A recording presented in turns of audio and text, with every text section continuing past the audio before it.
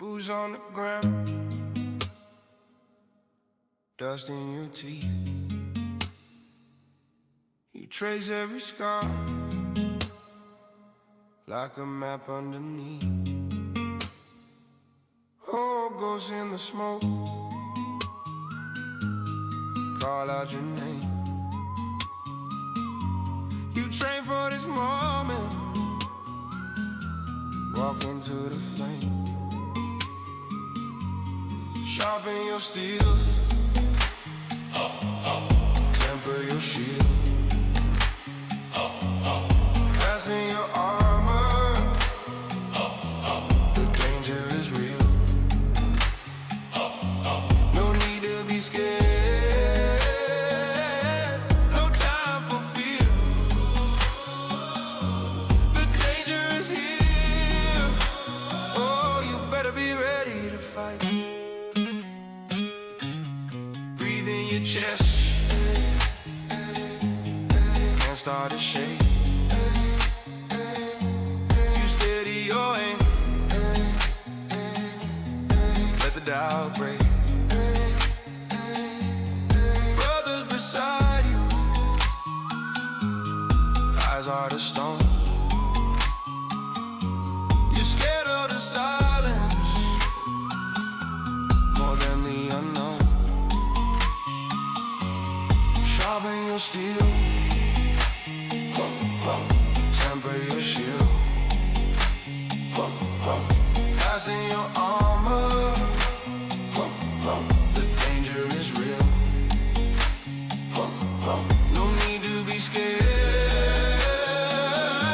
no time for fear. The danger is here, oh, you better be ready to fight.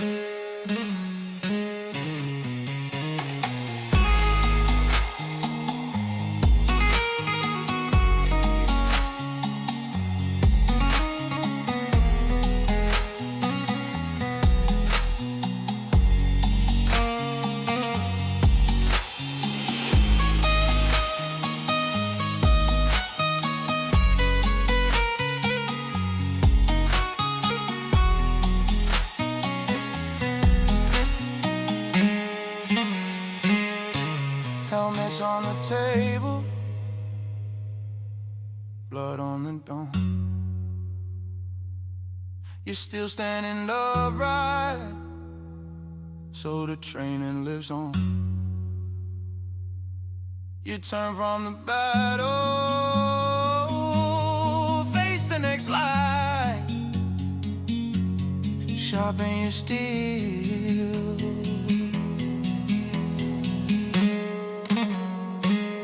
you'll be ready to fight.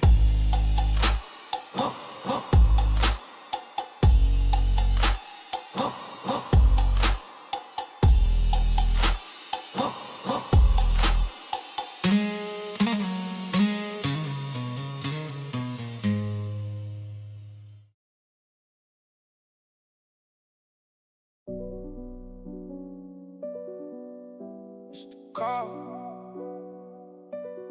Can you hear the call? I know you hear the call. Yeah. We ready, we ready, we ready. Bring it on, let's go. We ready, yeah. Strapped and ready, you know it. 100-round drum for the newbies. Wow. Always ready for the Call of Duty.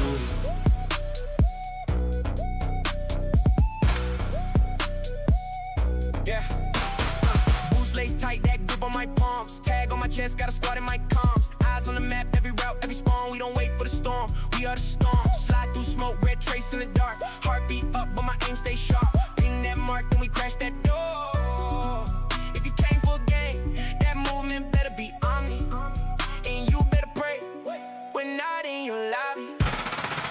We ready, we ready, bring it on, let's go. We ready, yeah. Strapped and ready, you know it, you know it. 100-round drum for the newbies. Always ready for the Call of Duty. Plate up quick, hit a crunch in my ear. Enemies closing in, but my crew show no fear. Yeah, stim pack, stack another cluster in the bag. Once we lock in sight, whole lobby getting mad. Call out left, then we swing to the right. Flashbang burst, then it's lights out night. One team, one push, and we hold that line. When the last one falls, know the win stays mine. Who's still standing? Who's still locked in? Every loss just fuel, every fight we win. From the lobby to the very end.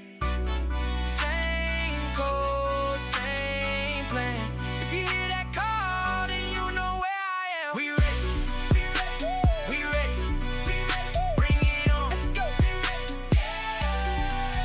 strap you ready. You know. 100-round drum for the newbies. Always ready for the call of duty.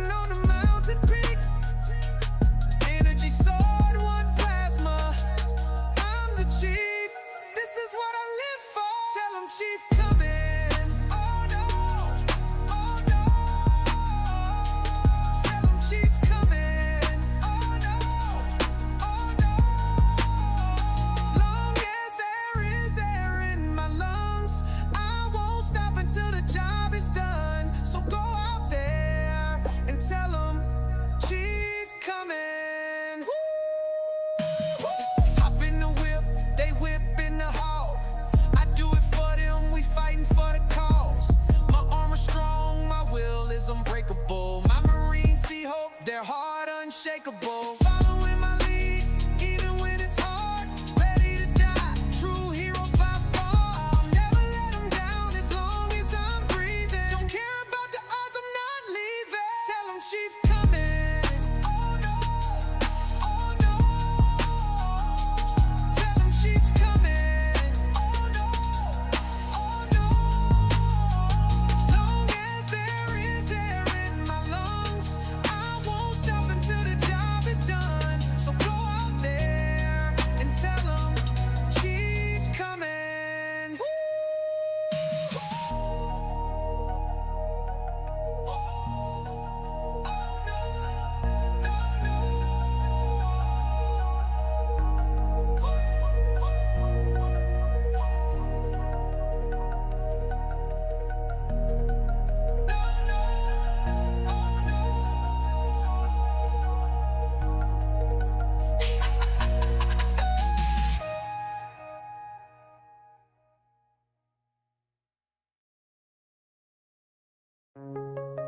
Yeah.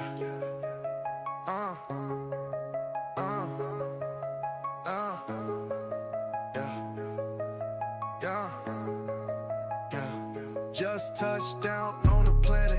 Yeah. Air hostile, but I managed. Yeah. Vasco sitting outside my ship. Riding with a shorty named Janet. Yeah. She keeps telling me these stories about what they call banish. Yeah. Some shit about a dude named Chief. To me I'm just here in the star field, in the field, trying to make it in the star field, in the field.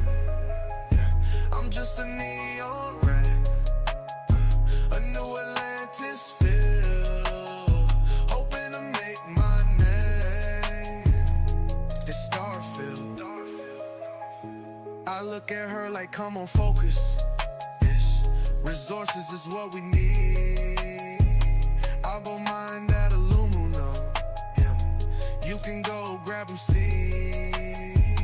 Couple more minerals here, and we'll leave as expected. Yeah. Right before I hear Vasco say, Captain, enemies detected. Yeah, I'm just here in the star field, in the field, trying to make it in Starfield, in the field. I'm just a neon red, a new Atlantis feel, hoping to make my name in Starfield. Yeah, yeah, yeah. I'm just here in Starfield, in the field, trying to make it in Starfield. I'm just a neon, a new Atlantis, hoping to make my name in Starfield.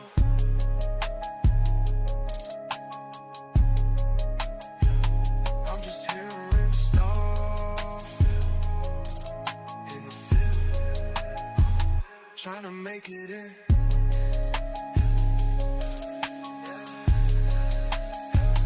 Trying to make it in. Yeah. Trying to make it in Starfield.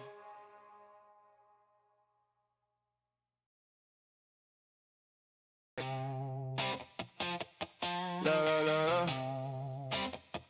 Skirt in the lobby, neon on the dash, name up on the bracket. Ready, set, flat. We like it fast, we don't know how to slow down. We like it fast, you know how it's gonna go down. We like it fast to the metal, always full throttle. When I pull up on ya, welcome you to my forza world, heating the ties when we turn that curve. We like it fast, we don't know how to slow down. We like it fast, you know how it's gonna go down. Digital city, checkpoints glow, you in my mirror, get it close. Late apex on every turn, brake lights flash, feel the burn. Turbo heart in my chest, crowd the past, I'm obsessed. Every lap another dare, if you're beside me, better beware. Yeah. We like it fast, we don't know how to slow down. We like it fast, you know how it's gonna go down. We like it fast to the metal, always full throttle. When I pull up on ya, welcome you to my forza world, heating the ties when we turn them down. We like it fast, we don't know how to slow down. We like it fast, you know how it's gonna go down.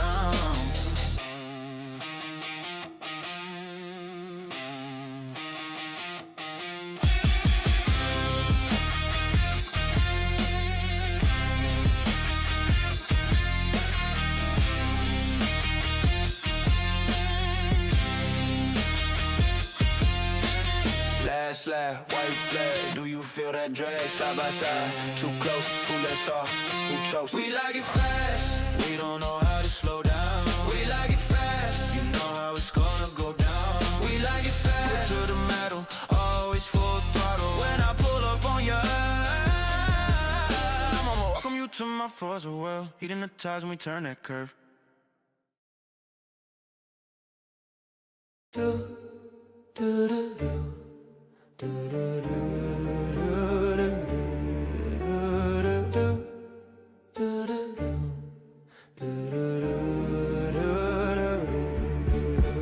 So do we do when the world is on our shoulders? What do we do when we're running out of time? So and my shield about strapped to my shoulder. My friends, they're with me as we walk into the night. Boots in the dust, dust map curled in my pocket. Laugh through the fear, yeah, we've heard this tale before. Scrapes on our knees, but our hearts stay locked on. Every step forward feels closer to something more.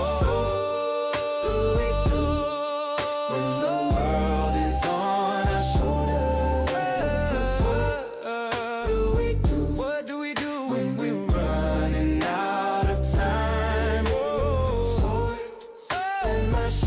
my shield, a bow strapped to my shoulder. The shoulder, my friends, they're with me as we walk into the night.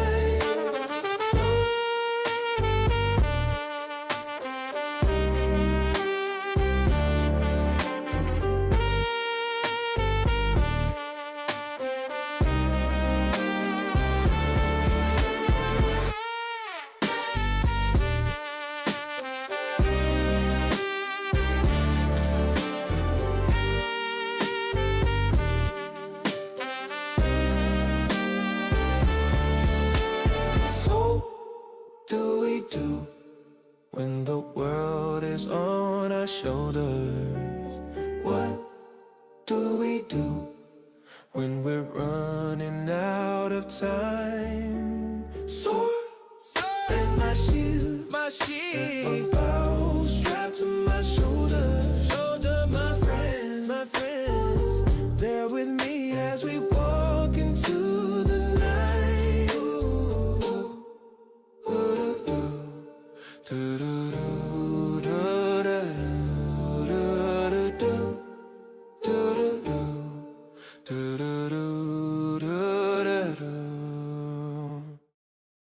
Aim down sight, you know what we doing. You know what we doing, what we doing. Aim down sight, you know what we doing. You know what we doing, you know what we doing. Aim down sight, what we doing. You know what we doing, what we doing. What we aim down sight, what we doing, what we doing. What we doing, what we doing. We aim down sight. Only podcast you ever need for all your gaming and your tech needs. Is it AI or is it Lyriic? We don't know.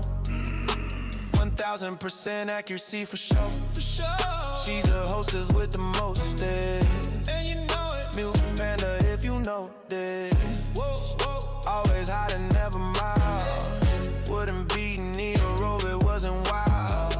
Get your snacks, favorite chair. It's a go. Sit back, just relax and enjoy the show. I said, get your snacks, favorite chair. It's a go. Sit back, just relax and enjoy the show. Aim down sight, you know what we doing. You know what we doing, what we doing. Aim down sight, you know what we doing. What we doing, what we doing. Aim down sight, what we doing. You know what we doing, what we doing. What we aim down sight. What we doing, what we doing, what we doing, what we doing. We aim down sight. Eddie, Eddie, aim down sight, aim down sight, aim down sight.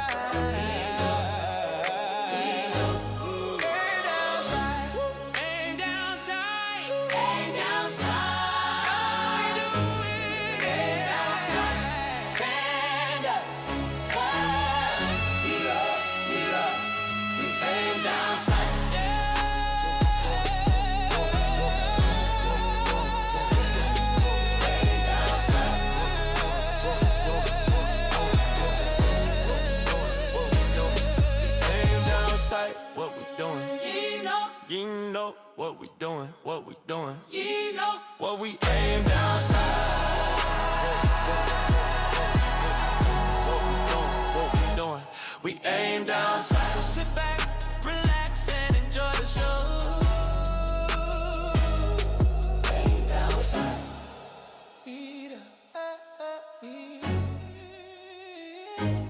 Aim down sight.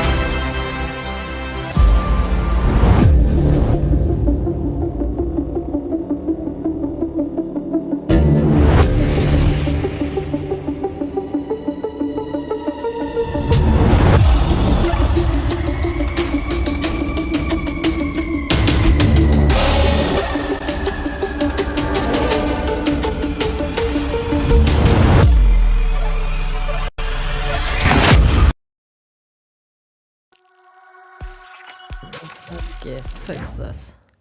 Replace all scenes. All right. Welcome, everybody. We are live for episode, 85 of ADS, Aim Down Sights podcast. Thank you, everybody who supports us, who joins us live, who joins us after the show. Comments after the show, who just, I did let Nero out of his Pokeball this week. So Neromon is here. He is Hilarious unwell. So please be kind. He's here. He's got a head cold. So yeah, Dusty, hurry up. I'm near the end of Diablo 4 expansion, General Spartan. Yes, so am I. Like, I have been playing it and playing it. I'm actually playing it after the show because I've been enjoying it so much. But yeah, I'm going to say a quick, just like, what has everyone been playing? What's up, for God? Nice to have you in the chat. But yeah, what has everyone been playing? If you want to pop that in the chat for anyone watching on Twitter or even Twitch, you can head on over to YouTube if you want to comment in the chat and just like engage with us that way. Other than that, feel free. It's your day. You can be here, or you can be here. But what have you been playing? What have you been up to? And then Nero, how are you? Lyriic maybe here. I really don't think he's going to arrive like in time in any way, shape, or form to be here for the show. So potentially no Lyriic, but we've got Nero here. We're all busy people living our lives, so shit happens. Definitely. But how are you? What have you been playing? What have you been up to? And how was it being in a Pokeball last weekend? All right. So when I saw that made my that made my day, man. Farkey was hilarious, man. And that almost pushed me to go ahead and get Phocopia. But I was like, you know what? I'm gonna wait. I gotta work on the backlog a little bit. I've been all right, man. I just came down with this head cold over the weekend. I was on father duty, uncle duty, spending time with the family and stuff like that. So, as little kids and they germs, I believe I got something from them. Not trying to point no fingers at my niece. I'm gonna let her slide. But besides that, man, I just been just gaming, whenever I can. Trying to watch a little more television and stuff to, distract my mind outside of gaming. I started watching hockey. I was talking to the homie Retri about it in the Discord. Shout out to the Buffalo Sabres, man. It's actually a pretty fun sport to watch. Yep. I finished a handful of games. So, Panda, I finished Super Mario 3D World. Oh, what'd you think? Bowser's Fury. I really enjoyed it, man. There's some stages on there that I actually enjoyed more than Odyssey. I think it's a very good game. I don't have really too many complaints about it. I've been playing through Bowser's Fury a bit, and I'm enjoying that as well. It's different from any other Mario game I've played so far, especially with the going big and fighting Bowser. So I think that's dope. I finished Saros and got a review for that up on the channel. Thank you for putting the review up. What was your favorite thing about Saros? I know if you do want to learn more about the Saros, gameplay. Can I ask? 100% the gameplay. I think the story. So, can I ask? Because I know there were spoilers go ahead. online about the potential people who had mentioned like the story had leaked. Is it true that maybe I'll leave it to after the show and you can tell me, do the rumors of what the story is amount up to what actually came to fruition when you played the game? I'll ask it after the show. I don't want to, if anyone wants to play, I don't want to spoil that for them. So And what you mean by that? Just clarify the question just a little better. I'll talk to you after the show and I'll ask you after the show, Nero. Okay. I will say it could have been better. Story wise, it could have been better. How do you compare it to Returnal? Because obviously House Marquee, it's the same studio that made Returnal. Yeah. Do you think it's an So to me- evolution based, like the gameplay wise, do you think it's an evolution on top of what Returnal was? The gameplay is for sure evolution. Like it is, the gameplay to me is just like everything about Returnal. They refined it, they improved it a lot. But I feel like the story took a step back, and I got like 20, close to 30 hours in Returnal. Haven't finished it yet, but Returnal to me is kind of like Silent Hill in space. It's so much mystery there. With Saros, it's kind of like you can tell they lead into the typical Sony studio storytelling, which isn't necessarily a bad thing because it's a lot of story games in them I love. But this story, I just feel like it could have hit harder, but I personally enjoyed it a lot because it reminded me of Dead Space. As far as, you work for this company, you get sent to this random planet to go mine resources, and then things just go completely left. And Dead Space is one of my favorite horror games. So the fact that I was intrigued by that aspect was dope. I thought the voice acting was really good. Now, Yes. what I didn't like was the facial animations. Besides the main characters, like the secondary characters was like fugly, man. I mentioned it in my review. When you come from playing stuff like Hellblade and Gears, where every facial expression is like on point, even stuff like Last of Us, I Yeah. felt like that could have been better. But besides that, man, for it to be a UE5 game and so much going on the screen, particles and movement, I thought it Yes. was really good. I thought it Yeah, was I'm solid. glad. I'm glad to hear that. One second, I've just had something come like make my screen go blank. So keep talking, Nero. I just need to refresh my window. So one moment. I'll be right back, everybody. Apologies. But yeah, man, chat. What have y'all been playing, man? I just been jumping around a lot, man. Between the Switch 2, the PS5 backlog, and then I wasn't here for last week, man. But I just want to tip my hat to Asha Shaman. I hope I'm saying her name right, man. Just the move she's making every week. She's just saying or doing something. Because to me, actions like go further than words. And her lowering the price of Game Pass, I see a lot of people saying, "Oh, I wish it went back to 20 Right, or I'm back. 15." Look, man, I'm gonna take the W's as I can get them. I think Game Pass going down in its price is a huge W for gamers, man. And I wish I was here last week when it was fresh to get my opinion on it. But just real quick, Panda, I just wanted to tip my hat at Asha Sharma, man. Like the move she's been making behind the scenes that I've been paying attention to is really good. So my backlog is looking crazy. I'm really excited to resub the Game Mm, Pass. I'm gonna do it the day of Forza, so I can yeah. get the most out of my subscription. I don't want to resub now and then don't fully, utilize it. But we'll talk about the reviews later for Mixtape. I don't know if you started that, Panda, but I it looks haven't. pretty I've good. installed it. I think I'm gonna play it today because it's like 4 hours. I can't Yep, get into yep. Twitter. So I plan to Come check on. that out. But for me, man, that's it. That's been it. I got to finish Mouse PI for Hire. I got to finish Pragmata and a couple other games. But it's been a really good year for gaming. What you been playing, Panda? Uh, just Diablo 4, actually, I'll be real honest. I've been thoroughly enjoying it. The story is so good. I'm almost at the end of the story. I haven't had a lot of time, as you know. Recently, I have a new girlfriend. I mean, a new girlfriend. I have a girlfriend at the moment, so it just means that a lot of my time is taken up with that. And I'm not complaining. I'm not complaining one way or another. I'm very happy.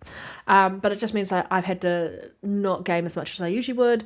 But I'm catching up with someone online tonight who I haven't caught up with in ages. But yeah, I've been playing Diablo 4. I'm loving the story. The story is so fucking good. I can't wait to get through the story and get into the end game content because that's what I really want to see is what they've changed on the end game content. Because apparently that's really good. I'm about to head into that stuff because they always give you a teaser around what the end game content is going to look like, in the DLC stuff, and then you get access to it properly when you get there. Bro, I cannot wait for Forza Horizon 6 Japan. Yes, and you restarted Starfield recently, bro. Fucking great game. Great game. But you know what I'm really excited for? I'm really excited for Batman Legacy of the Dark Knight. Like, that is probably... Because I love Lego Batman. And I really am just super excited to play that when it comes out. But yeah, I've got Mixtape. I've Yeah, that's downloaded looking really good. Mixtape. I'm going to play that, I think, today because it's like a 4-hour game. So I think I'm going to just jump in, enjoy playing that.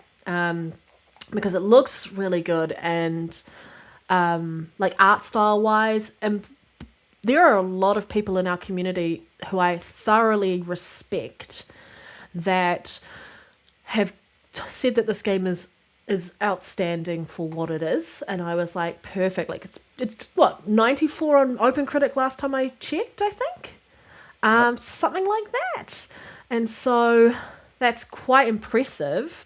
That a game like that is doing so well, and there are people who are like, this brings back my like nostalgia from like the 90s and all of that, and I love games that kind of just connect with you in such a way that you just like those happy memories of your childhood kind of come to fruition in that respect. So I'm really excited to play that. I'll be doing that today because those smaller formed games, I think for indie games, I just thoroughly enjoy. Like I loved Keeper because that was beautiful, but it was a very short experience.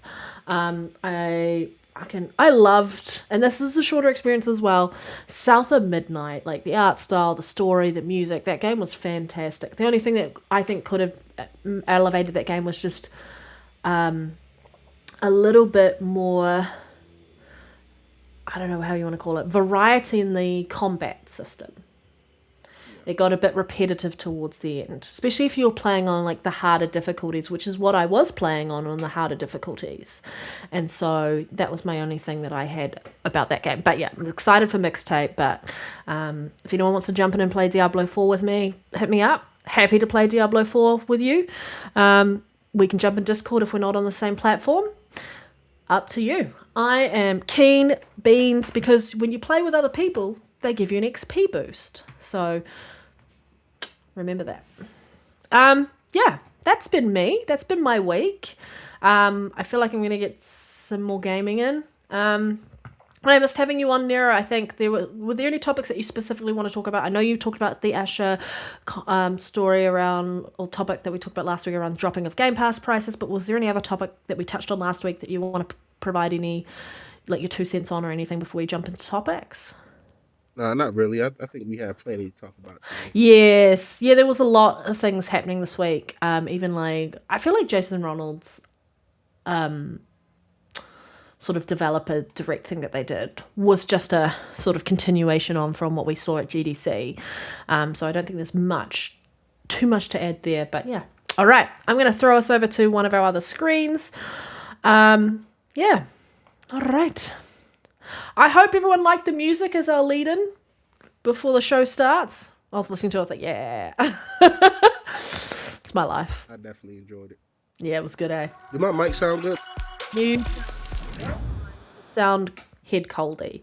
So, yeah, we're all good. All right. First quick bit of news. All 3 major console manufacturers have raised their prices this generation.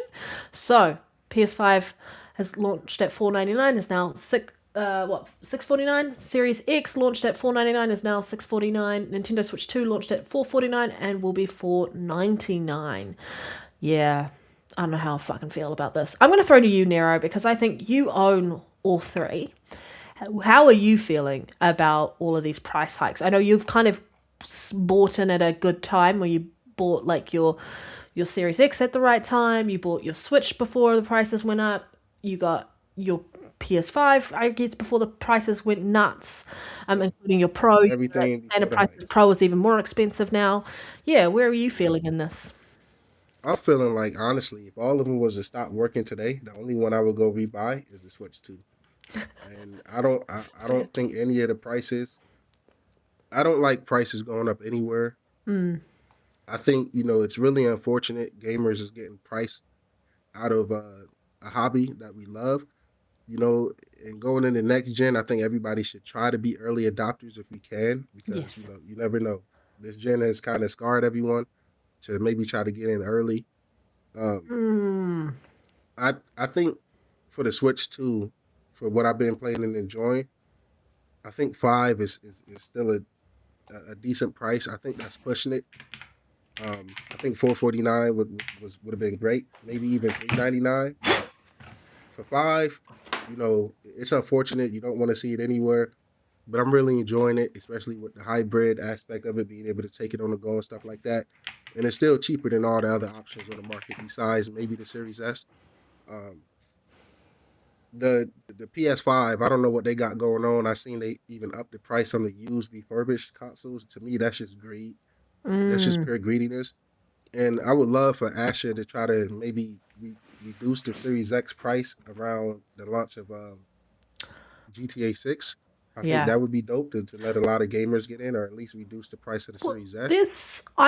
There's a sale. I mean, there was a sale, I felt like last week or something. The Series X was the same price as it was when I first bought it. And I was like, what? It was $799. There was a sale happening, and I was like, what? What do you mean it's $799? That's how much I paid for it when I bought my console day one. Like, holy shit. And do you know what the PS5 was? Like $1,200. And I was like, that is a massive disparity. And then a Pro, I think, is like $1,500 $100 at the moment. Something stupid. Yeah, that's Something that's stupid. insane. And I was like, oh, this is in my dollars, by the way, not American. But like, yeah. I'm disappointed with the $100 price increase on the refurbished consoles from PlayStation as well. I think that's fucking bullshit. Nintendo Switch putting the prices up. Come on, guys. You're meant to be the cheaper portable option this gen. Yeah. It's been such a disappointing generation when it's come to hardware around cost. And like everyone's dealing with things financially speaking at the moment, and so it's just kind of putting salt on an already open wound, and it stings. And I know like you own all of them, so like at this point you're not impacted by the price increases, but I think we all have to acknowledge like that the people who don't own them all will be impacted. Like I'm wanting to buy a Nintendo Switch too, but I'm looking for a deal, and it's just kind of hard to find good deals at the moment. Yeah, so I might wait till the end of the year and we'll see, but I'm also waiting I'll for... say the one saving grace for the Switch price hike is at least you got until September, so it's not like very long, but true. you got a good few months. I'm waiting to see what they announce around Zelda's 40th anniversary, because I think that's going to be a big proponent as to when I do pick up my Switch 2. For someone like me, this sucks. Yeah, it sucks anyway. I think this whole thing sucks, Dusty. Yeah, I think this whole thing freaking sucks. Absolutely. Regardless of whether it's... Like, I don't own a PlayStation 5 or a Switch 2, and I'm looking at this going, this fucking sucks. And for those who are like... They're sort of encouraging or trying to encourage people to move over to the next generation of hardware... You're not really selling people on it. You're not doing a good job of encouraging people to move off onto the new hardware. The only thing that's really going to do that is GTA 6 not coming on the previous gen hardware. Call of Duty, which I feel like is... Yeah, I was going to say Call of Duty. Call of Duty, which is what confirmed to not be coming out on last gen hardware. Yep. It'll be only current gen moving forward at this point, which I think is so warranted and so needed at this stage. Yeah, I agree. 100% needed. But again, that just, with this prices going up, are you really like doing consumers a disservice? Yes, I think you are. If you want to get them on there, because we're going to be talking about it anyway, but like, we're looking at hardware sales from all these companies, except I feel like Nintendo, where year on year they're seeing less sales. You are, but what's also we're seeing is the attachment rate for software is not where it usually is, and software is where they make their money, and they're not getting that. So I think that's also part of the reason why we're not seeing prices come down. I also think fucking AI is another reason for that, around RAM and all the other components going up in price and things like that. So we're kind of getting screwed over either way as consumers, which is rather disappointing. But yeah, software is where they make all their money, and their software attachment rate, it's not where it usually is. And I feel like that is just because people are going, I need to buy fuel. I need to buy food. Like, gaming is a luxury. So, like, definitely. Sometimes I'm just going to hold off. Like, I'm picking on what I'm holding off on games. Like, I want to pick up Crimson Desert. I'm going to wait for that to be on sale. By the time it comes out on sale, though, I will get probably the definitive version of the game because of all the updates that everyone's, beta tested for me. No, I'm kidding. Jokes. Hey, I mean, all early adopters are beta testers. I was a beta tester for the Pro and for the Switch too. Look, if you was to get a Pro right now, you're getting a better Pro than I got day one. 100%. If you was to get a Switch 2 right now, Panda, you're getting a better Switch 2 than I got because they added the boost mode for Switch 1 games. So, it's all right to be a beta tester. I can't wait to beta test. But it's hard. Like, I get FOMO. Like, I really wanted to pick up the Batman game, and I'm just like, do I pick it up? Do I wait? Maybe I wait. But from what I've heard around the people who've, like, had a chance to see and play the game of the new Lego Batman game, they're all really enjoying it. So yeah. All right, I don't have much more to add other than fuck these companies and fuck everything else that's happening that's really screwing us consumers, because we are out here going, what do we buy? What do we spend our money on today? Surviving or video games? A That's why Switch and a Portal I since I'm on the was go now. Yeah. very disappointed in this, but I couldn't really scream from the rooftops. Like even right now, it's hard to care when, like you said, the gas is $5 a gallon. You know what I'm saying? Everything is going up. Light bill, everything is expensive, man. It's really tough to survive in this economy. So this is very disappointing. So if people can get it, Yeah. with the current prices, just try to save up. Maybe take your time. Don't rush.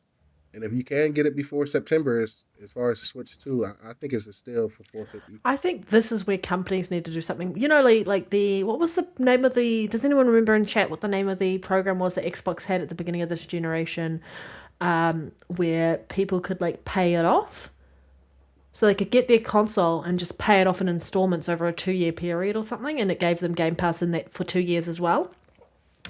I forget the name of it, but I forget the name of it too. So if someone can look it up, please, please, please let us know.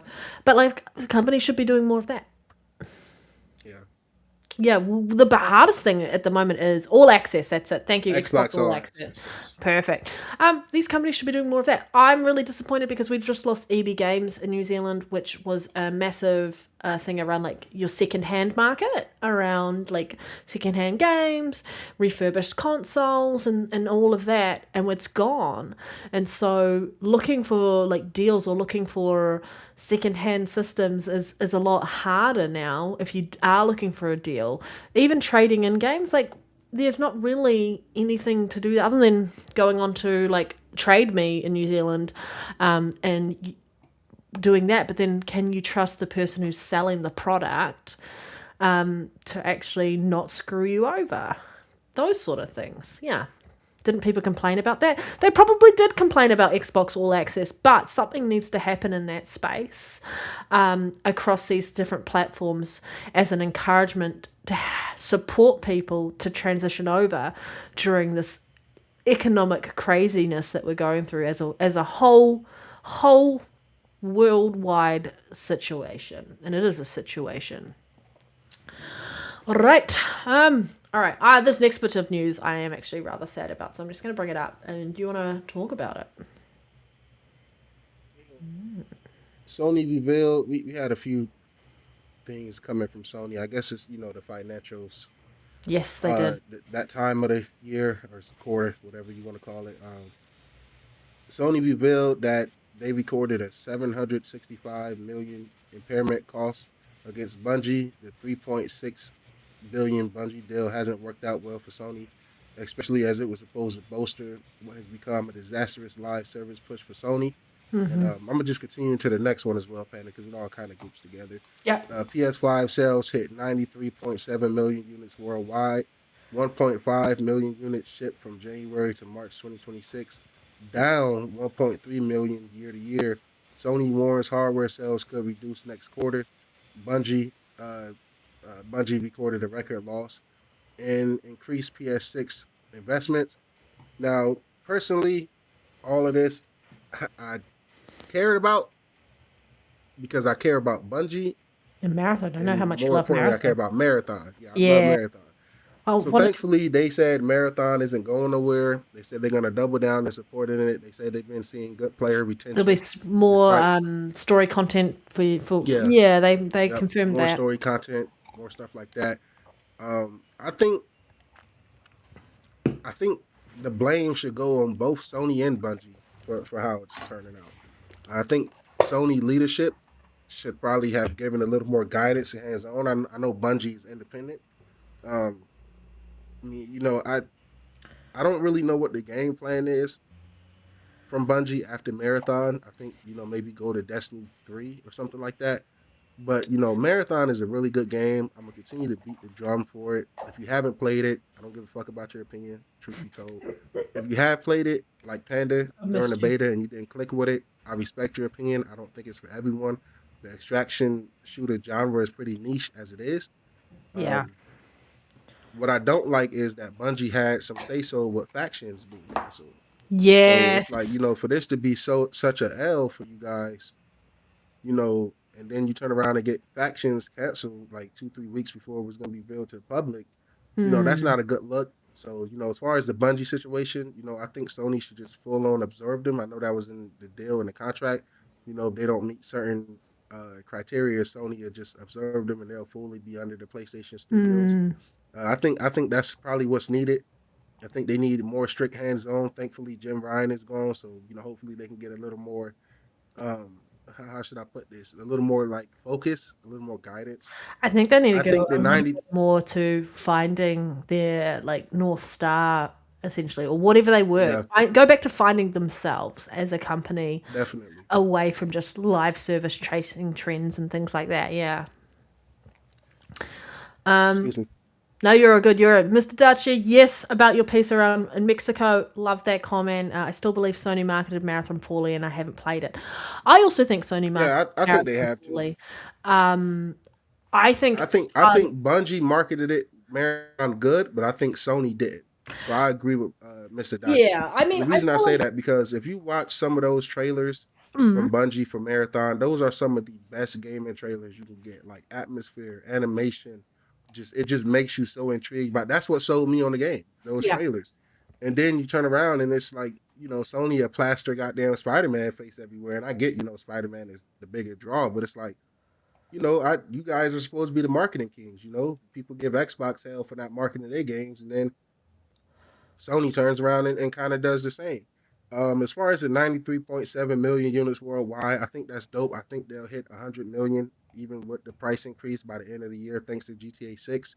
I can definitely see GTA 6 selling tens of millions of Xboxes and PlayStations. Like not like 20, 30 million, but at least probably good 7, 8 first year for PlayStation, maybe a good 4 or 5 for Xbox, depending on what ecosystem people are already in and if they're on last gen consoles. Now the sales being down by 1.3 million year to year, good on them. You keep upping these prices. I understand that the economy is tough right now. I understand that, but it's like, come on, man. At some point, do you want to move units or do you not? I mean, I don't. I'm yeah. not saying they can't bite that loss. You know what I'm saying? But I think I think they're not I seeing don't the know, man. attachment rate with software the way that they would. People aren't attaching themselves to exclusives like they used to. Exclusives aren't really selling consoles anymore. They might help push the needle for some people, but the majority of people are wanting Call of Duty. The fact that Call of Duty is not going to be on last gen, that's going to be a console seller around encouraging those people who purely play it to upgrade.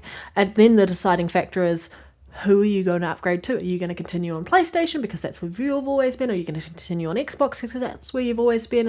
Or are you going to go to PC and play it on PC? Like, there's so many choices around that, including the fact that Nintendo Switch is going to be getting Call of Duty at some point. They're getting this one, right? Yeah. It's just an interesting place to be in this situation around seeing what's happening within the market. I mean, around the Bungie stuff, the writing was on the wall. We kind of saw that and made you 100% right around a bad decision around the encouragement to not move ahead with factions. They could have just given it out to people. People would have fucking played it. Because what we've heard about, like, Fair Games not doing very well, not very fun to play. Yeah, that's concerning as well. But yeah, I feel like I can't remember, was I doing this show or was I doing Gamers Initiative before this when we were talking about the $3.6 billion Bungie deal? Yeah, that to me was shocking, and like $1 billion of it was to retain their staff, and then they had massive layoffs, and then Destiny 2 wasn't performing very well. Marathon initially looked like they'd kept doing a pretty good job of marketing it, and then they had that little step on a rake moment with what happened with the art assets and things like that. And I feel like that is when Sony kind of stepped back and said, we're going to pretend that Marathon doesn't really exist, and then their marketing kind of just did a nosedive around supporting that IP. And so I think Bungie's done a good job of doing their own marketing for it and kind of getting dusting themselves off after what happened and then continuing on.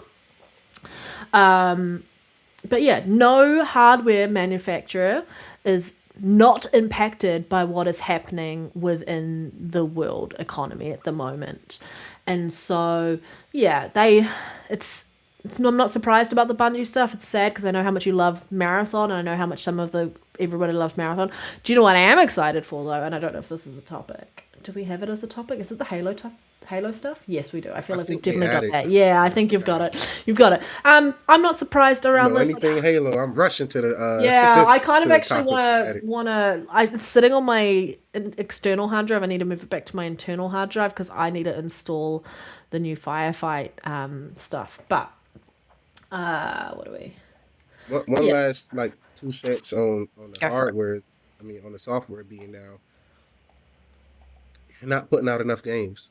Yes. And I love the games they put out, but they're far and few in between. You look at Nintendo damn near, this is only the second year of the Switch 2, bro. I can fill up 2 hands for Switch 2 exclusives, and it hasn't even officially been a year that it's out. This year we got Yoshi. This month we got Yoshi and the Mysterious Book. Next month we got Star Fox. The next month after that we got Splatoon. That's 3 games back to back to back. I don't know when the last time Sony had 3 exclusives back to back to back, besides maybe the end of the PS4 generation. I might not give every single Xbox game a 10 out of 10, but I give them a 10 out of 10 for taking these risks. You understand what I'm saying? The risk with stuff like South of Midnight, taking the risk. Even Obsidian, we knew that's not how they planned it to go out, but hey, they still put out 3 games in 1 year. I would like to see that from a Naughty Dog. I would like to see that from an Insomniac. I would like to see that from a Sucker Punch.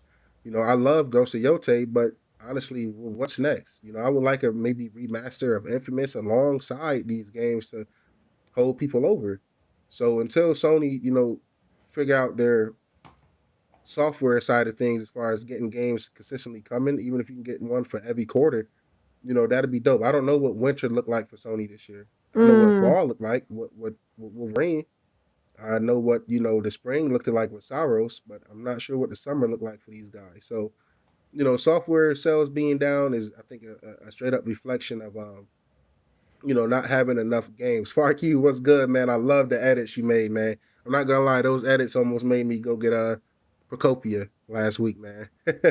But, yeah, I just think, they got to figure it out, man. I think they got to figure it out. I think they have been figuring it out. It's not like they don't put out good games. I would be a bold-faced liar if I said they didn't, I think you got to get that consistency going. Yeah, I think PlayStation's been a little bit complacent around, and I agree to your point, Mr. Duchy, which is why I'm kind of calling this out. They've been too comfortable collecting that third-party money. They've been too comfortable relying on third-party to get them through while they try and push this first-party live service thing that they're running for, that they're aiming for, and they're just trying to get, and they're not succeeding in it. There's been a success with Helldivers 2, thankfully, because that is a fantastic fucking title. But your other games, it's just, there's been they were working 12 live service games, probably 11 of them are cancelled now. Yeah. So it's just. And I want everybody to know right now, I'm calling it 4 Loop ass. Incoming flop. And I would love for it to be wrong. I would love to be wrong about it. I got a few homies that tried it. Man, it waste of time. 4 Loop. Excuse me. I'm sorry, guys. 4 Loop. Oh, that Loop one? Yep. Oh, I think I know the one you're talking about. Yeah, fair. Okay. All right. Good to see you, FarQ. We've both been doing well around everything that's going on. Yeah. All right. I'm going to quickly just throw to this because this was quite cool.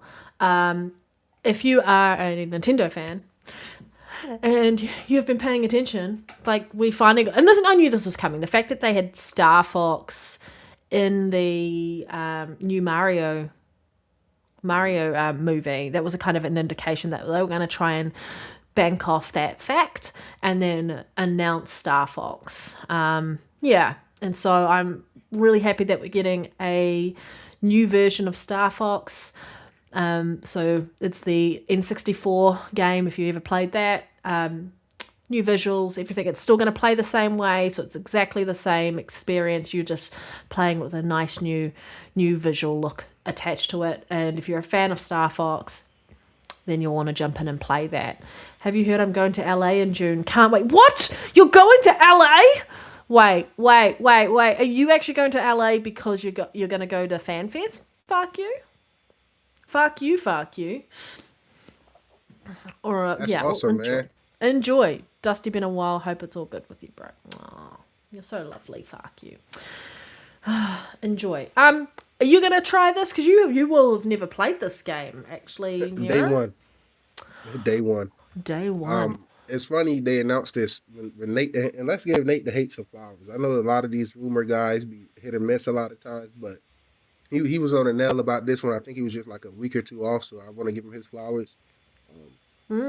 Yeah. This looked dope to me, man. I went back and tried to play, I don't know if it was the GameCube classics, one of the classics from the Nintendo Switch Online, and I didn't really like the controls, and I tried to remap the controls, but it wouldn't save the remappings of it, and I played it, and I was like, yo, this is pretty fun. So being able to play that with modern visuals, look, I'm a simple guy, man. Like, Do a barrel roll. I love my super complex games, like, something like Star and Doom, the Dark Ages. I love all that. But I also just love simple games, man. I own a lot of little just shoot 'em up spaceship games on the Switch that I picked up for a couple of dollars here and there. The fact that this is $50, Nintendo continues. This is the third game, by the way. Yeah. Where it's $50 for the digital copy. And I feel like this is what all gamers has been asking for generations now. And I really hope they continue doing this. I hope Sony and Microsoft, starts to do this soon as What did you see? Which well, company was it? Walmart or one of the other Walmart companies? and Amazon is matching the physical. Like, that is so fucking dope, Panda. Like, Yeah. I can't wait to order these games, man. I plan to get all three of them. I want to play this, I want to play Yoshi, and I want to play Splatoon Raiders. I don't know if I'm going to get Yoshi day one. I might go trade in a couple of my Mario games and stuff like that just to make room on my disc thing. But, to me, this looked really dope. If you guys haven't seen the trailer, it's beautiful. It is a remake of a remake of a remaster of a reimagining. So, a lot of people probably already played it, Panda. But, the people like me who haven't, I'm definitely checking this out. Yeah, I played it on the 64. Yeah. Fuck you. You're also going to Summer Game Fest and IGN Live, but you said hashtag fuck IGN Live, vomit face. Hey. Yeah, fair. Fair games. Lol. All right. Okay. I'm excited. Yeah, I know, right? Yeah, I know. I'm just so fucking cheeky. All right, I'm just gonna quickly bring up the next one here. I feel like, and I put a little icon of it on our thumbnail. And this is exciting. I mean, it's not that exciting, but I think it's building momentum around leading into the. I think it's exciting. Building momentum and leading into the Xbox showcase that is going to be later, like next month. Sorry, buffering. Why are you buffering? People who don't think stuff like this is exciting, do you just like not love gaming? Yeah. Like, are you not a fan? Like, I feel like if you don't think things like this is exciting, I just don't think you like gaming. Panda, do you remember for the PlayStation, what was it, the 30th anniversary, something like that? They did all the classic PlayStation boot ups. You could pick which one you wanted. I love that. Yeah, and then they made it temporary. Yeah. I hope. Did they bring it back? Because I was so disappointed about them back. making temporary. That should have been a permanent thing to keep. It definitely should have been, and I hope they eventually revisit and bring that back. Well, I've got the new logo or live wallpaper on my background, and so we're going to get a new boot up for this. So gone is the Series X white Xbox logo, and we're getting this green version with a new boot up. I'm excited about this because this, like, last week we were like, hey, here's this new wallpapers, and then people were like, oh, it was a new logo or something, and then people were like, can we have this as a live wallpaper? And then yes, happened, and then now we know that there's a boot up thing. I think they're really just trying to make the 25th anniversary, 25th, 20th, 20 years. Fuck, I don't know anymore. What are we up to? 25 years, right? Yes, 25 years, 25th anniversary for Xbox. You can tell I haven't had enough sleep. And, like, important for us and building up that hype and getting people excited for it and things like that. So I'm so happy around these little things. And they're just small things. But she keeps coming out and she keeps making, waves around the different stuff and, like, announcing things. And she's building hype for this. And I think it's really important because the brand has taken a massive hit. For those who are like casuals and things like that, they don't even really care about the brand. Some of them will just look at you like, ugh, you're a second-class citizen as a result of you playing on Xbox. But they don't even really know they're not informed about what's happening on PlayStation side either, or Nintendo, or PC. They're just living with the status quo. Yeah. The fact that it has 3.4 million views and it's just a boot up is pretty good, actually. Just a boot up. But I'm excited. What are your thoughts, Nero? I thought it was dope. Whenever I get any updates for any of my consoles, man, I just think it's dope. The Nintendo adding the boost mode, PlayStation with the Pro updates for the PSSR. Now, this might seem like something simple, but it's a simple step in the right direction. The same thing with the achievements, same thing with Game Pass. You're not gonna fix a war-torn battleship overnight with two pieces of tape. You know what I'm saying? It's gonna take a lot of little planks, a lot of little nails, a lot of Little little incremental changes, elbow and then grease. suddenly everything shifts, and then you'll see Exactly. it. Yeah. So I'm really happy that she's doing little things like that. I'm happy that she's being transparent. I just hope she continue to listen to the overall community and not these weird like big face quote unquote fans that was in the same room with Phil and could have been telling him these same things and improvements, but they never used that reach that they had. You know what I'm saying? So as long as she stay away from those people, because I feel like those people will lead her down the wrong path, just like they did Phil. Just listen to the community, man. Listen to Panda, listen to me, listen to FarQ. Listen to the people that care, and listen to the frustrated fans as well, man. Listen to what makes people frustrated. Why I got frustrated with the brand. You know what I'm saying? Continue to do that, man, and I think everything will continue to work out. This is another W in my eyes, and I think it is too. I'm really becoming pretty fond of her. Words don't mean much to me. Phil and Sarah got in front of a camera damn near every week. Said a lot of nothing burgers. I think she's been in the role long enough to kind of understand sort of some of the things and some of the pain points, and you can tell they've got a plan about what they're doing. You do know, like, with the hiring of, like, and I know I'm probably jumping ahead with the topics, but the change of some of the people that she's been hiring from her core AI group that she used to work with, bringing them in to support, because she knows how, like, she's worked with them before, so they've got that relationship there. But you definitely know that there are going to be some, I guess, layoffs coming down the line at some point. Don't know how big they're going to be or anything like that, but there will be at some point layoffs, and then people are going to frame it this hideous way. But it's like it's inevitable. She's kind of been in there, had a look, and then it's going to be about trimming the fat and being a really efficient one that can still get the work done and sort of turn on a dime. But yeah. And that's what we're just saying. Better than me, because I would have got rid of a lot of that fat day one. So the fact that she let people stick around this long is I commend. Well, I think she couldn't justify it until she understood what was going on, right? It's really hard to just go, let's let head roll. Let's just have heads roll, but then you might end up losing the wrong head. Like I've been in companies where we have like older systems, and it's like, well, you've just fired the people who knew how to use the system, and now you're asking for support on it. Well, that was a smart move. Why didn't you do the research and find out like who your SMEs are, your subject matter experts with the stuff, and before you start restructuring? And so it's just interesting, and I'm hoping that that's kind of what's happening here. Got a feel for what's going on. I think her, Mr. Dachi, I think her consistency in little corporate speak has helped her a lot. Also, she has attacked the rumors and made sure she is mostly the one confirming and debunking them. I think, yes, they've been very, very, what's the word for it? They've not been on the defensive. They've been on the offensive around like curtailing like any rumors coming up and things like that.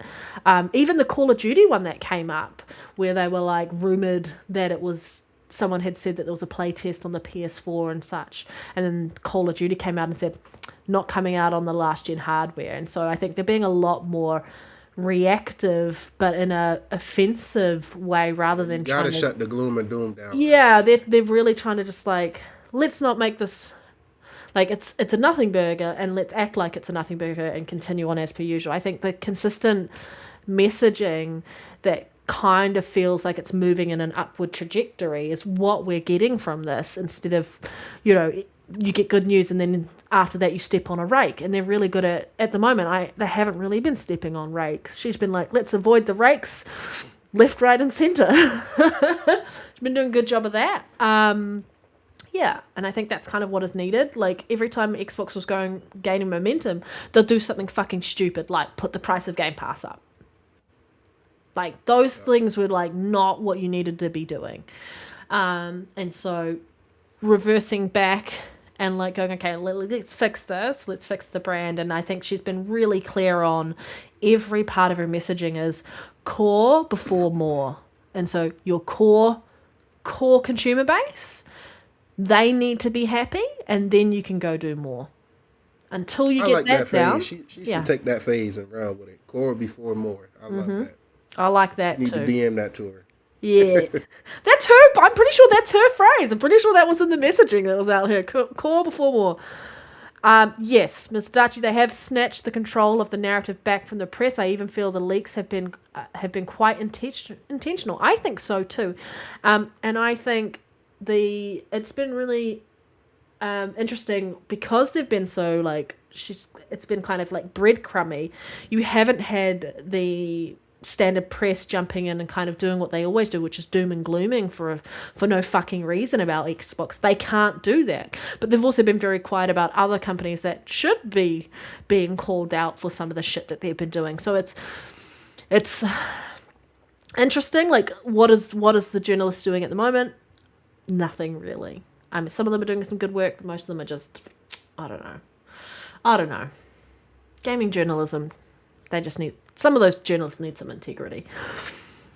All right. Okay, where are we at? Share this tab. Anything else before you wanted to move on? Other than I'm going to move to Control. You want to read this one out? Nope. Control 2019 has sold over 6 million copies. Remedy confirms their first quarter was profitable. Control Resonant is on track to launch in 2026. Max Payne 1 and 2 remakes in full production. New unannounced Remedy game is in proof of concept stages, man. I love Remedy. All of this is just a W in my eyes. Control selling 6 million should definitely be double that. It's a fantastic game. Happy they're seeing some profitability. I know it took a while with Alan Wake 2 to get profitable. I'm happy Control Resonant is on the track to launch this year. And I know, shout out to Reese. We're both really excited for Max Payne 1 and 2 remakes. I still want a Quantum Break 2. Also Control. Yes, I was just going to mention that, Mr. Dachi. You beat me to it. I was just going to say, like, Control Resonant has been confirmed that it's going to be a Play Anywhere title. So you can pick it up on console, you can pick it up on on PC, and you can play it between the two. So that's a really good way. If you've got a handheld and you've got a console, you can just pick it up on console or the handheld and play it on either. And that's what I love about Play Anywhere. I love that option to take your game anywhere that you want. And yeah, it's fantastic. Yeah, Control, good game. Creepy for me though. I'm going to get through it. I do like the game. It's just there's a creepy element to it, which is where I have to work through that. I've never played the Max Payne games, so I'm actually excited for the remakes of them.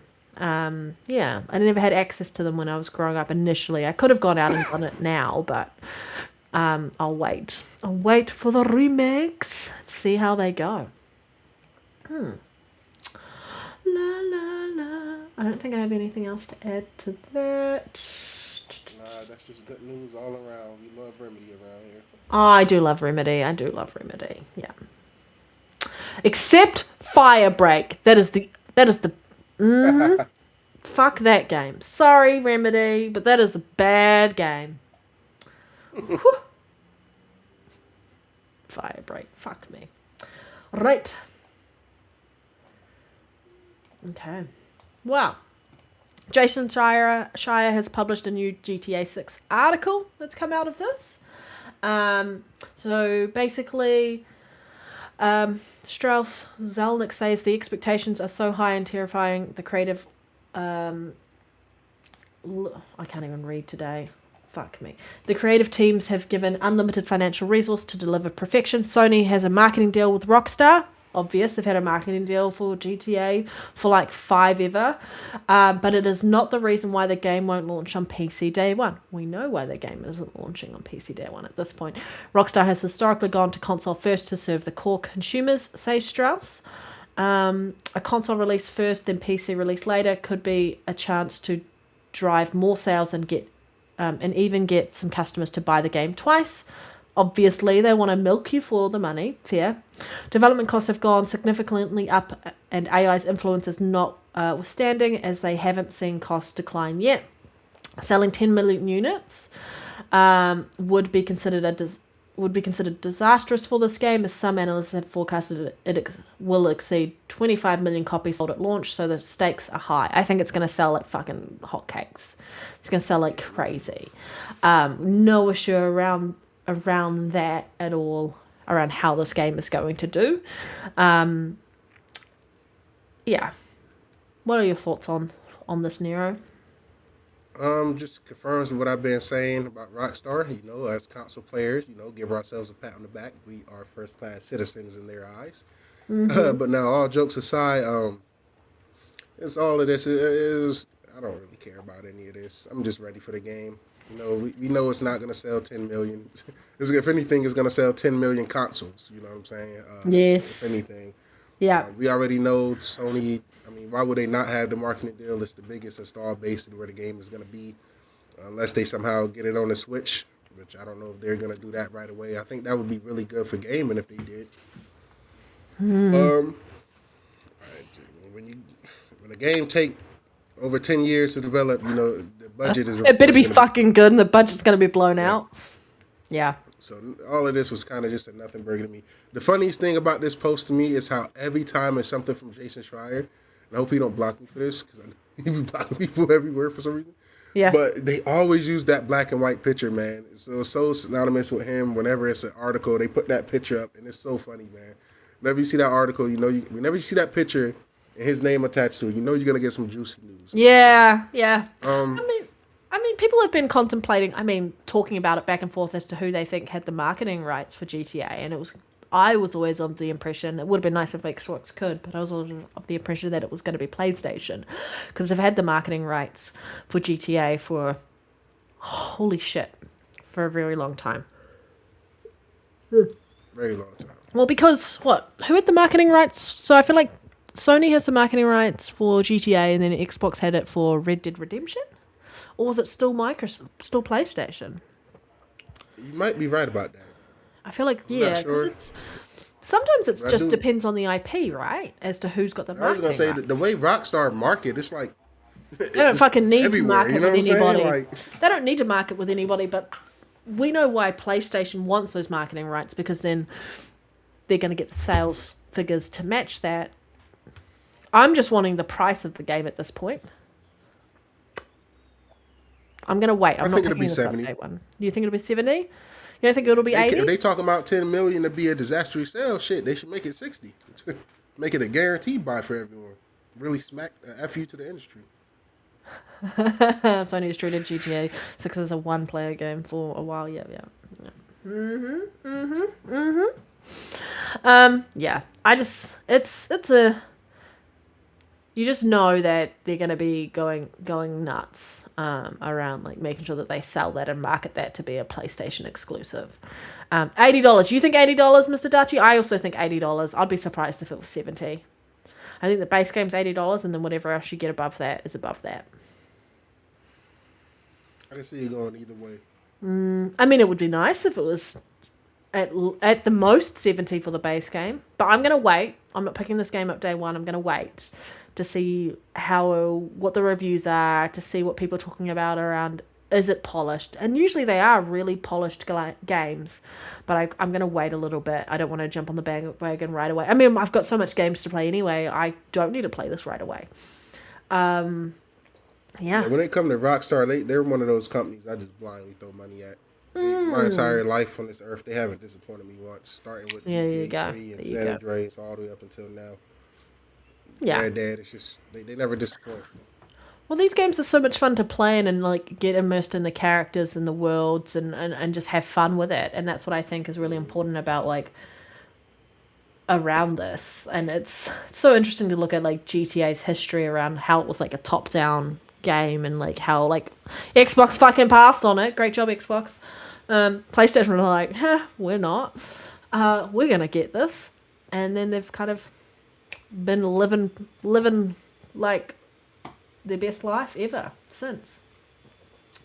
Yeah, it's just too much of a flagship IP that has sucked up so much money that it can't cost less than $80. Yeah, I mean they're gonna sell that game. This game's gonna sell like stupid amounts, and it's gonna sell stupid amounts of consoles. And then it's going to sell another stupid amount on PC for those who are going to adopt or buy the game again. I think the biggest thing that they really need to push is if they are going to want to encourage multiple purchases, is allow people to have their cross saves go across. If you bought this on PlayStation, we bought this on Xbox, and now you're buying a copy on PC, you can take your save from that console and continue it on your PC, and vice versa. I think that needs to be done. That's a really important thing now with people buying multiple copies and having multiple platforms that they play their games on, is you need that cross-save functionality.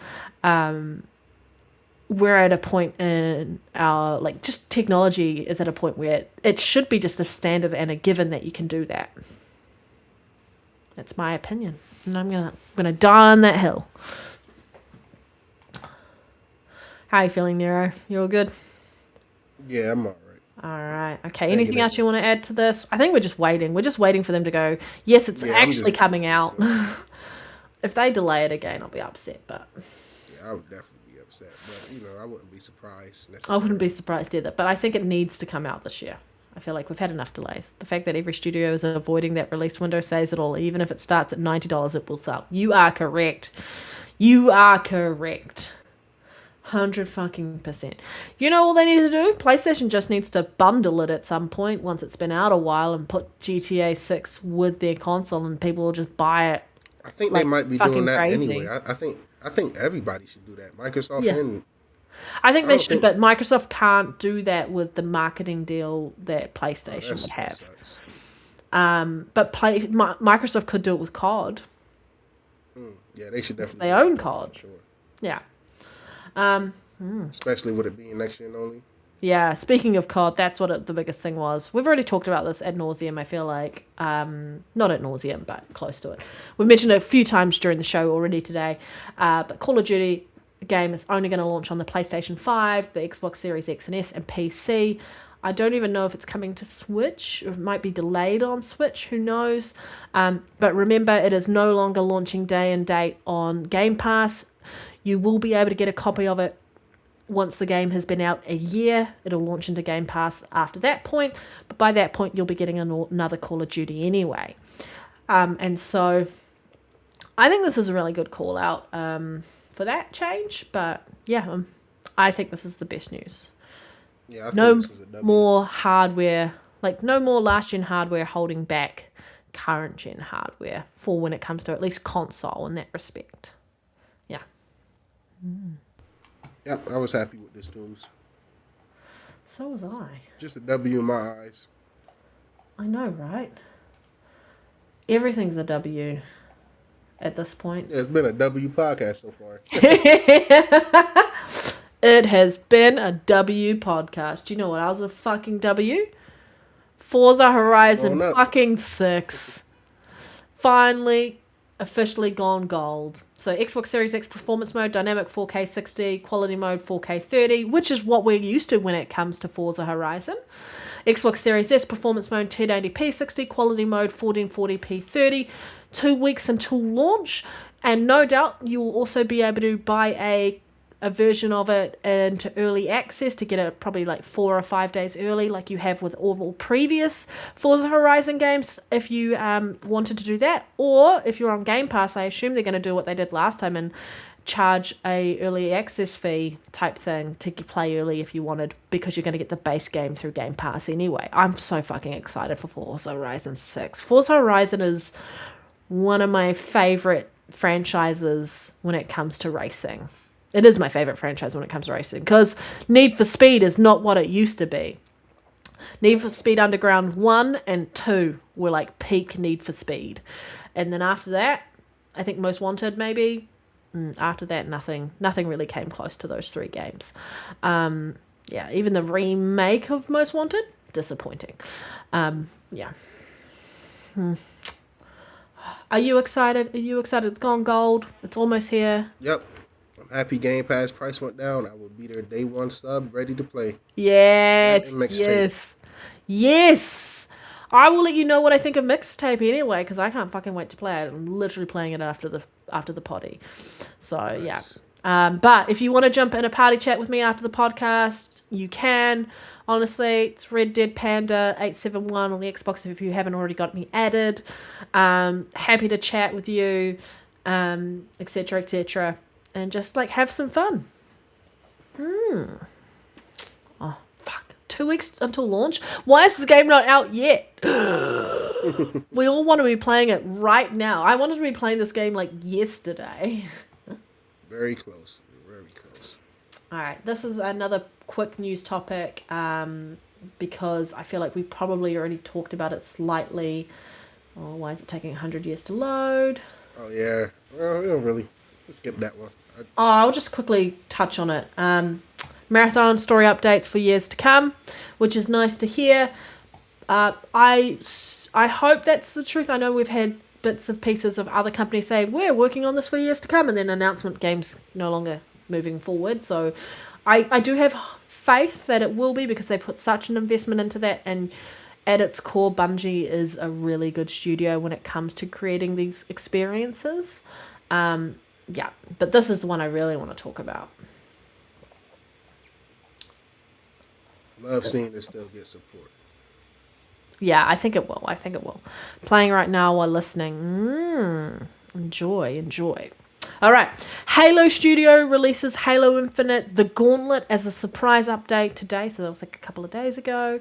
A new firefight mode, 5 rounds of endless enemies, progressed only by defeating bosses, guaranteed to put even the strongest fire team to test. I have been watching gameplay on this, and it is looking legit ruthless. Yeah, I heard this is one of the toughest challenges in the Halo game ever. Do you know what? That is like one of my favorite things to do, because like I love a game when you're in a fire team and you're all just like, oh, that's a wipe. We need to restart this again. I love it when you get humbled. You're like, we got this. I've been playing this game for years, and then you just get fucking humbled. And it's Halo. And I fucking love Halo, and I love firefights, so I need to move this over to my internal hard drive and boot it up, because I love Halo, and I miss Halo. I miss Halo multiplayer. I think that's also something I really predominantly miss is Halo multiplayer. I just can't get any games in. Yeah. You excited, Nero? Are you going to turn this on? Are you going to give it a go? Oh yeah, definitely. I think this is really dope, man. I love seeing Halo Infinite still get support. Like I said, I wish they would have tried to port it to Switch and Nintendo and PlayStation just to give it a fresher new player base. But I love this. I'm definitely going to give it a go whenever I get a chance. Just so many games on my fingertips. It's hard, right? Yeah. A lot of games I'm juggling right now. Too many games, not enough time. Do you know I still need to play Vampire Crawlers, the new Vampire Survivors game? Oh, yeah, I forgot about that. I've been hearing some really good things about that game. I haven't got around to it. General Spartan says, at the end of Diablo 4 expansion, Mephisto is the most ruthless boss in the franchise. I'm curious as to how ruthless he is, because I remember, Westmarch in Diablo 3, and, what was his name? Why can't I think of his name?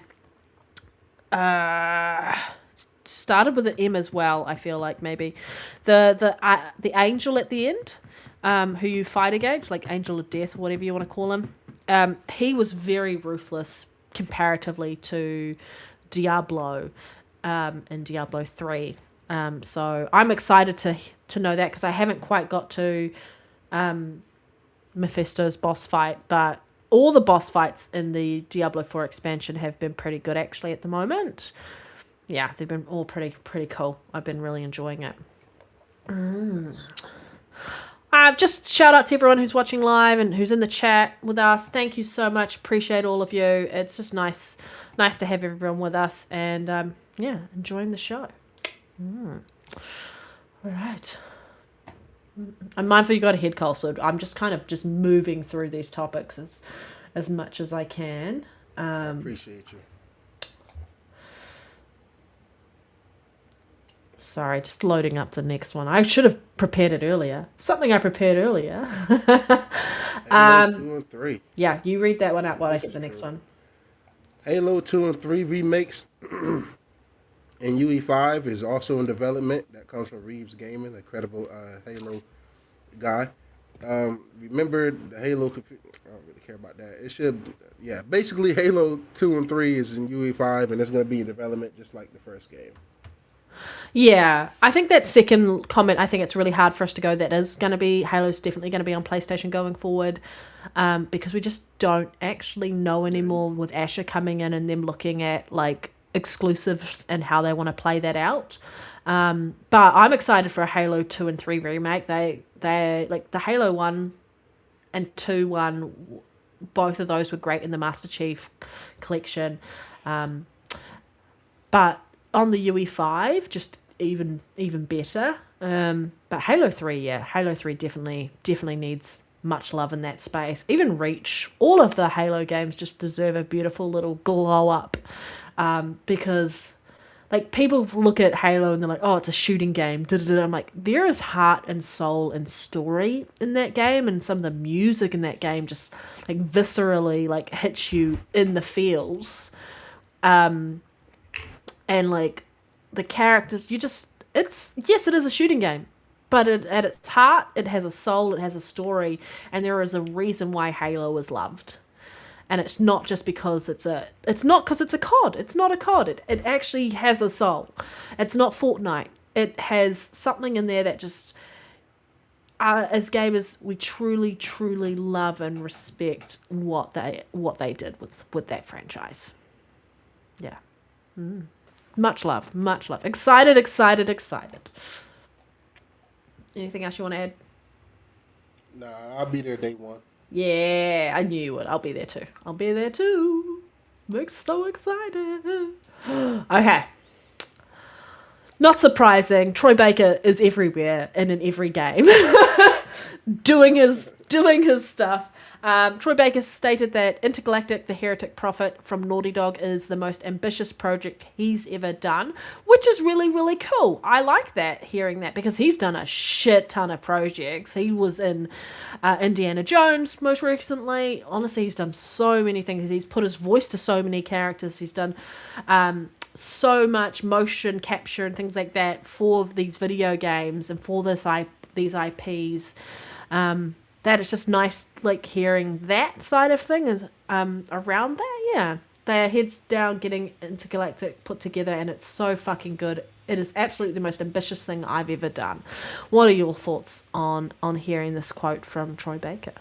I'm really loving Troy Baker and Gabrielle Union. I believe that's her name. Yes. Their passion for this project is contagious, man. It makes me really even more excited for it. Yeah. Naughty Dog, to me, is kind of like Rockstar. They don't miss, but they also need to up that output, a little more. But, sometimes greatness takes time, so we'll see. I'm excited for this. Greatness awaits. Yeah, shout out to Troy Baker and Madachi. And, yeah, I'm about halfway through Mouse. PI for Hire, he did a great job in there as well. Definitely an instant classic. I think that Mouse PI for Hire just looks like a fantastic game. Instant cult classic. Okay, I do want to give it a go because it looks so fucking good. Yeah. Really dope. So many games. I don't have enough time at the moment. I have barely enough time to play Diablo 4. So me playing Mixtape today is like impressive. I'm just living a very happy life at the moment, everybody. Stupidly happy. As you should. All right. This game doesn't really move the needle for me in any way, shape, or form, but Mina the Hollower has been dated for May 29th, 2026 for $20, which is fantastic for the price. Coming to Nintendo Switch 1 and 2, PS5, Xbox Series X, PC, and Steam. Yeah, $20 price point. Fantastic. I know that some people, this is exactly what they want from a video game around that, but it's not my cup of tea. But we're going to promote all these games because they deserve the spotlight. They do indeed. Yeah, I got to do a little more research on this one. I seen it; it looked intriguing to me, but I'm not sure if it's my cup of tea either. But for $20, man, I'll put it on the wish list and might give it a chance when it go on sale or something.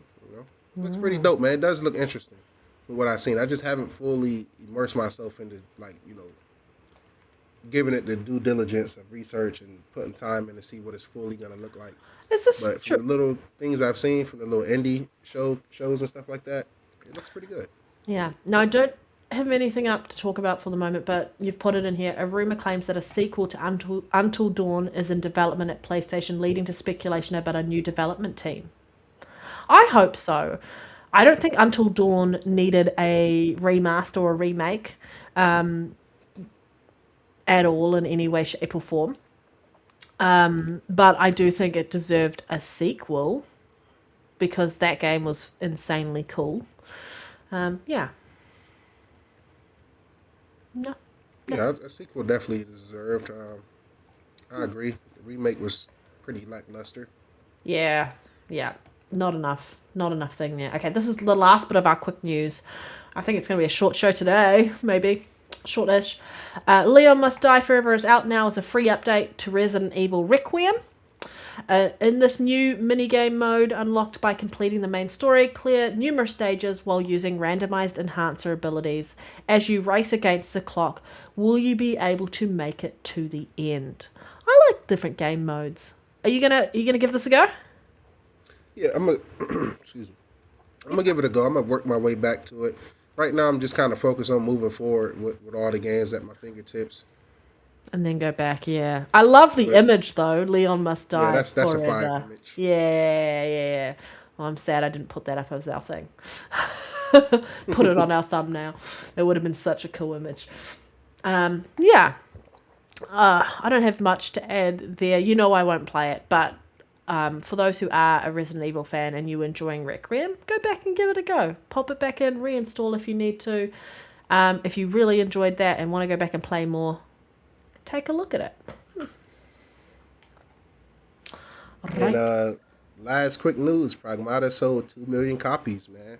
Yeah. 16 days. Love to see it. Great game. Fantastic. Highly recommend. Keep an eye out for the review coming soon once I roll credits. 10 out of 10.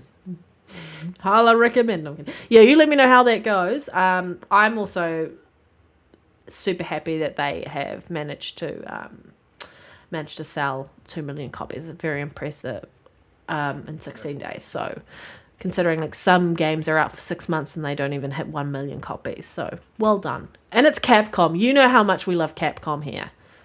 We have so much love for Capcom. It's not my game. I played the demo, but I know you loved it, Nera. I know Lyriic loved it. Yeah. All right. What is next on our agenda? Just quick highlights to Mixtape Man. Viewing really good, man. Got a lot of 10s and 9s. 88 on Metacritic. Excuse me, guys. I'm going through it over here.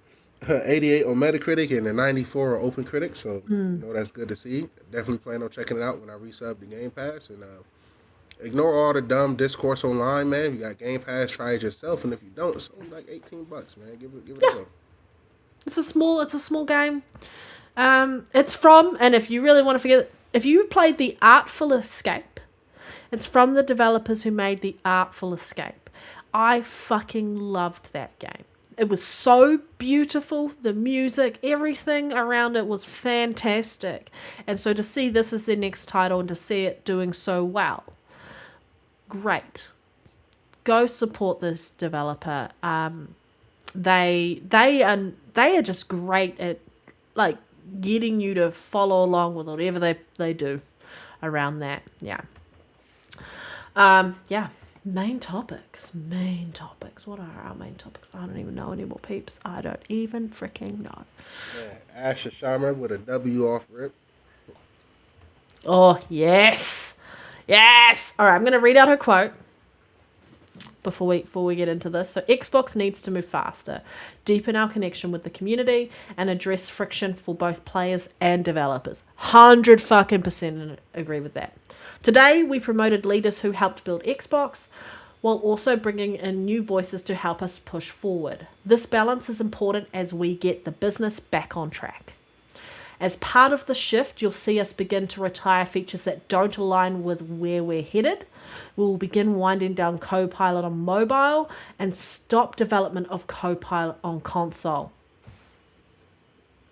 I mean, I like the idea and concept of it. In reality, though, was it as helpful as they wanted it to be? Probably not, and the resources could have gone into other places. But yeah, that's fantastic news. Around this, we've got Asha Sharma has shaken up Xbox leadership, appointed new executives from the Microsoft Core AI group, who she previously worked with. So we've got Generative Panda, VP of Engineering, former Core AI VP of Product. We have Tim Allen, not Tim Allen from, oh my god, Toy Story. They are going to be the lead design there. So former Core AI VP of Design. Jonathan McKay, Xbox Growth Data Platforms and Analytics, former Core AI Head of Growth. Evan Sharkey, I don't know how to say the last name, I'm sorry. Improve the Xbox Operates, former Core AI General Manager. So she's bringing in some of her team that she previously worked with, that she trusts to get the job done. And they're coming in this space to really shift across, and it kind of looks like if they're winding down a little bit on AI in that space, it makes sense that they would be moving over here as well. So I think Asha has a lot of faith in that team to do that. But yeah, jumping on this one there, Nero, what are your thoughts on what's happening, including the I guess winding down of Copilot's involvement in console? Obviously we know AI is still going to be a thing, but it's good to see that they're shifting to more things that as consumers, we care about. Do we care about AI in the console? No. Why are we focusing on it? Yeah, to me, this was just a W. I never cared for Copilot, so I was happy when she scrapped that and just focusing on the console experience, the traditional console experience. I know a lot of people raise their eyebrows at a lot of these former AI people, but hey, maybe they know something we don't. Maybe they know AI is going down the drain. And maybe they're like, yo, our future is better off going to gaming. So, that's how I'm looking at it. Xbox needed some new faces, needed some new people in these positions and stuff like that. You got some people getting promotions and stuff like that. So it's not everybody just getting the boot. She's bringing the people who deserve promotions. She's bringing them up to high positions and giving them raises and stuff like that. So I really like a lot of the changes she's making, man. The scrapping of Copilot is awesome. And, to me, she's doing the opposite of what, PlayStation just announced in their little investors call. You know what I'm saying? So it's just a W all around, man. Like I said, I never cared for Copilot. If you're going to do anything, make a Cortana AI, make it around Halo and Cortana and make her more useful like that. Lean into your IPs or something like that. Yes, agreed. The core AI shit, I just don't, the Copilot, my bad. It just didn't really care for it. So I'm happy with the decision she's making, man, and I can't give her credit enough. At this point, she hasn't really given us anything to be worried about or unhappy about. So, and there's nothing going like the calls coming in from inside the house. You should be worried situation.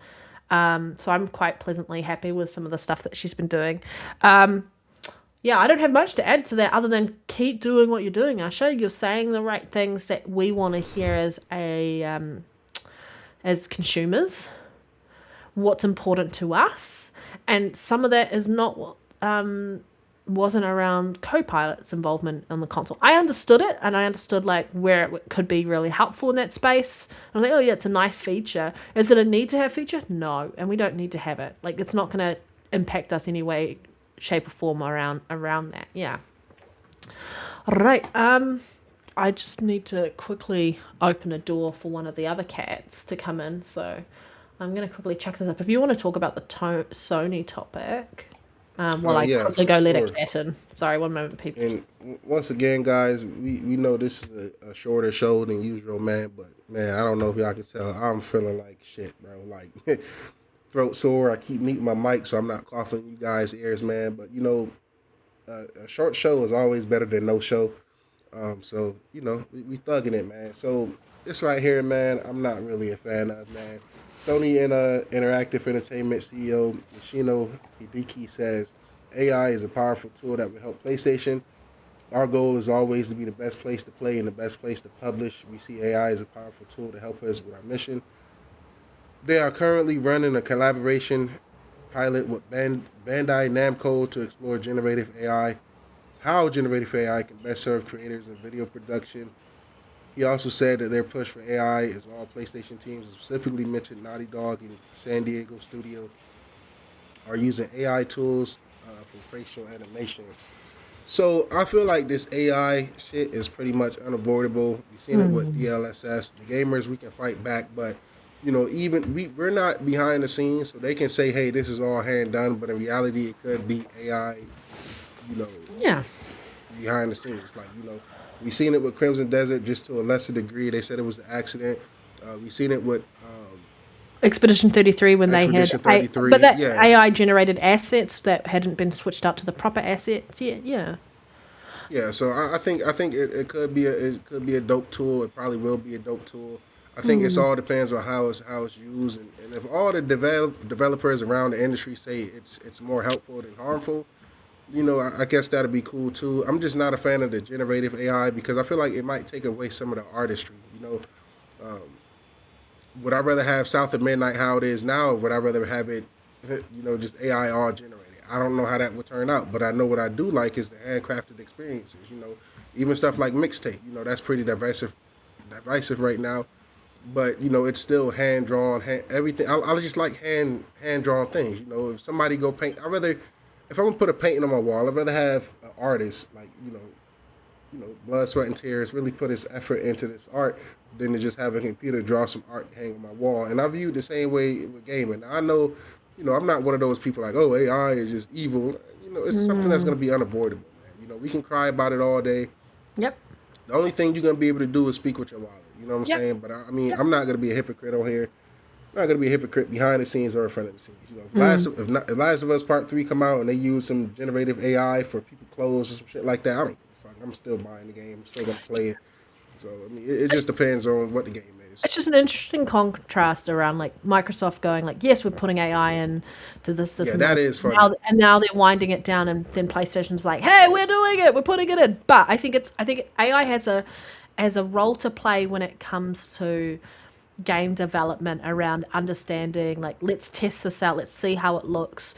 But when it comes to the final product delivered, it needs to be a hand curated thing by an artist or an actual game developer rather than relying on AI for that. So I think it's a great way to help support development of video games, but if you can't use it to actually create your video game, and that's the big thing there. So I think it's going to be a helpful tool, but it's just interesting the contrast between the two of one saying like we're winding it down around the involvement, but you know they're working on AI when it comes to game development in Microsoft's world anyway.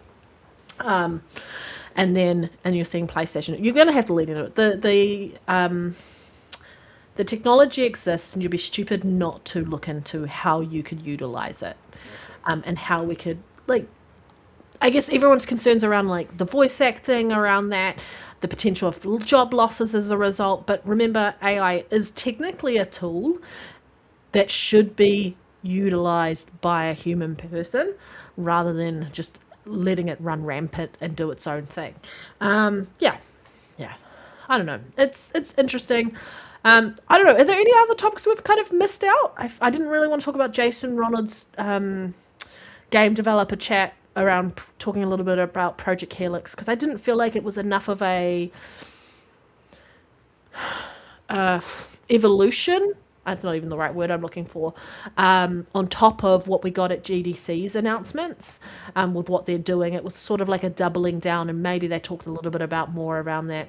Arc Raiders, yes, they used AI very well. I agree, they used it very well for the development of that game, 100%. Yeah, I don't know. Were there any other topics to talk about? I'm just going to quickly move us back to the two-panel one. Not that I believe. I believe that's everything for the week.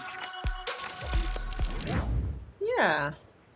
I mean, we'll be back next week anyway, but thank you, Nero, for being here and doing the show. I know you've been unwell.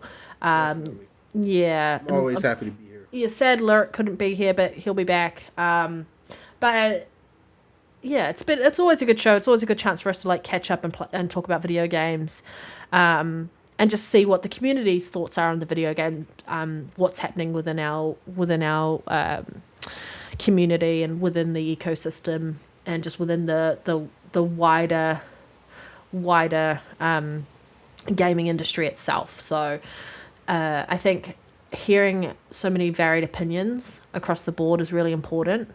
And thank you for everyone who's been sort of popping things in chat. And, you know, please, if you do enjoy the show, you know, let us know.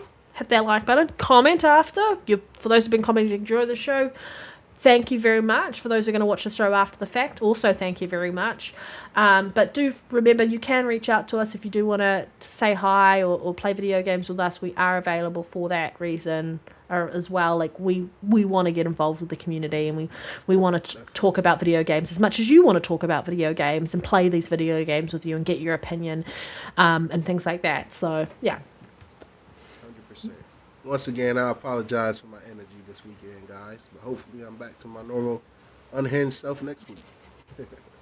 That's what happens when he's been stuck in a Pokeball for the last week. I only let him out this morning. Man, I told Panda to let me out sooner, man. Yeah. Wait until the day of the pod. To let me out. All right. Okay. You need to go take some sort of paracetamol or something to help with like just alleviating your symptoms, and have something hot to drink and get a good night rest, Nero. Yes, thank you so much for jumping on and being here with me. And thank you to all those who joined in the chat, who are watching live on Twitter, on Twitch, wherever you're watching from around the world. We're just grateful that you're here hanging with us. Yeah. All right. We're going to head out. We will catch all of you next week, and yeah, behave, safe gaming, and yeah, enjoy the rest of your night. Bye, everybody. Bye, guys. Bye, guys.